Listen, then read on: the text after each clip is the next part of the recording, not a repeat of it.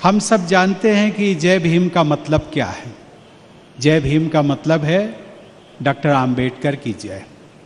Doctor Ambedkar की जय का मतलब है उनकी विरासत और आदर्शों तथा उनके द्वारा देश को दिए गए संविधान, इन सब की जय।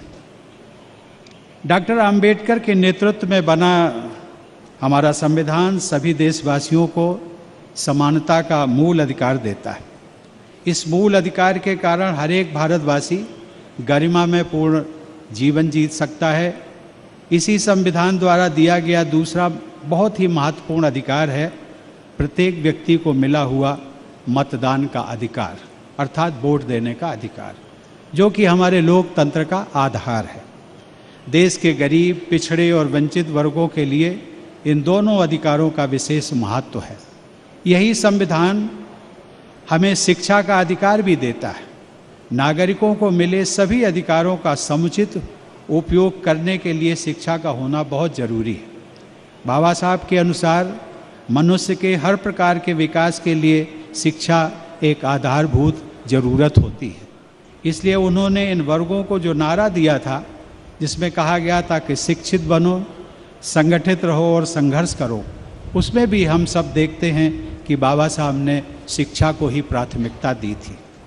बाबा साहब के मुताबिक शिक्षा का अर्थ केवल किताबी ज्ञान तक ही सीमित नहीं होना था। उनका कहना था कि शिक्षा मनुष्य की प्रगति की कसौटी है। मित्रों, बाबा साहब के जीवन के बारे में जानकर सभी को, खासकर युवाओं को, बहुत प्रेरणा मिलती है। कदम कदम पर अभाव, अपमान और अड़चनों का सामना करते हुए वंचित समाज के एक बालक ने दुनिया के सबसे सम्मानित विश्वविद्यालयों में असाधारण विद्यार्थी के रूप में सम्मान अर्जित किया था। जब वे केवल 27 वर्ष के थे तब उनका एक महत्वपूर्ण लेख प्रकाशित हुआ था, जिसका नाम था small holdings in India and their remedy. उस लेख के द्वारा डॉक्टर आम्बेडकर एक अर्थशास्त्री के रूप में स्थापित हो गए थे।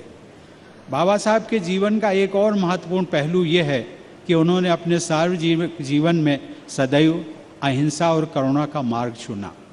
जिन मुद्दों पर बाबा साहब को आम जनता का हित दिखता था, उन मुद्दों को वो हमेशा अहिंसा के रास्ते पर चलकर आगे बढ़ाते रहे और अंततोगत्वा उन्हें सफलता भी मिली। देश की महिलाओं को संपत्ति में बराबरी का दर्जा दिलाने के लिए उन्होंने केंद्रीय मंत्रिमंडल से इस्तीफा तक दे दिया था।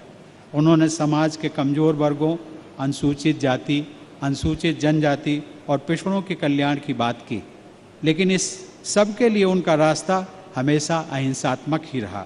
संवाद के द्वारा, चर्चा के द्वारा लोगों के सामने अपनी बात रखकर वे सहमति बनाते थे, क्योंकि बाबा साहब का मानना था कि यह देश अपना है, यहाँ के सब लोग अपने हैं और समाज के कमज़ोर वर्गों को न्याय दिलाने हेतु जो भी करना है वह सब सदैव अहिंसात्मक तरीकों से ही व्यापक हित में हासिल किया जा सकता है, ताकि समाज में हमेशा सौहार्द का वातावरण बना रहे।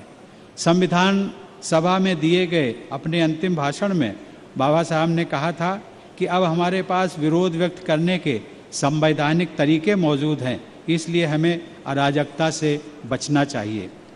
देश की हर समस्या के बारे में, चाहे वह समस्या समाज के किसी भी वर्ग से संबंधित हो, उन सभी विचारों में वे सदैव महात्मा गौतम बुद्ध के उपदेशों का, विशेष रूप से अहिंसा एवं करुणा का अक्षरशः पालन करते रहे।